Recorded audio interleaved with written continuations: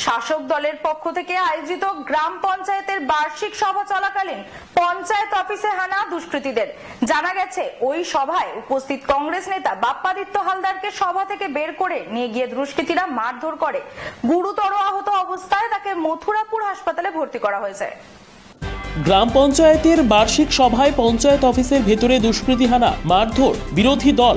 ঘটনাটি দক্ষিণ 24 পরগনা জেলার মথুরাপুর 1 নম্বর ব্লকের মথুরাপুর পশ্চিম গ্রাম পঞ্চায়েতে। উল্লেখ্য, শাসক দলের অঞ্চল প্রধানের নেতৃত্বে আগামী দিনের কাজকর্ম নিয়ে অঞ্চলে একটি সভার আয়োজন করা হয়। সেই সভায় ডাক পায় বিরোধী দলনেতা কংগ্রেসের বাপ্পাদিত্য হালদার। ওই সভা চলাকালীন অপরিচিত কয়েকজন যুবক ভেতরে ঢুকে বিরোধী দলনেতা বাপ্পাদিত্য হালদারকে বাইরে টেনে বের করে প্রচন্ডভাবে মারধর করে বলে অভিযোগ। গুরুতর আহত অবস্থায় বাপ্পাদিত্য হালদারকে মথুরাপুর হাসপাতালে ভর্তি করা হয়। রাত পর্যন্ত সেখানেই চিকিৎসা চলছে। যদিও বা এই অভিযোগে কিছুই জানে না বলে দাবি করেছেন শাসক দলের অঞ্চল প্রধান পম্পা হালদার এবং পঞ্চায়েত সমিতির সভাপতি তথা শাসক দলের ব্লক তৃণমূল কংগ্রেসের সভাপতি মানবেন্দ্র হালদার। উল্লেখ্য, গত কয়েকদিন আগে অঞ্চলের এমনই একটি সভায় তৃণমূল কংগ্রেসের মহিলা প্রধান ও উপপ্রধানকে শ্লীলতাহানি মারধর করার অভিযোগ উঠেছিল এই বাপ্পাদিত্য হালদারের নামে। সেই কেসে জামিন হয়ে সবেমাত্র বাড়ি ফিরেছে বাপ্পাদিত্য। তখনও বাপ্পাদিত্যকে মিথ্যে কেসে ফাঁসানো হয়েছিল বলে দাবি বাপ্পাদিত্যর। পুনরায় এই ঘটনা ঘটায় ইতিমধ্যে চাঞ্চল্য ছড়িয়েছে। বাপ্পাদিত্য হালদারের বাবার দাবি, বাপ্পাদিত্যকে বারবার এভাবে মারধর করা হচ্ছে তার ছেলে যাতে আর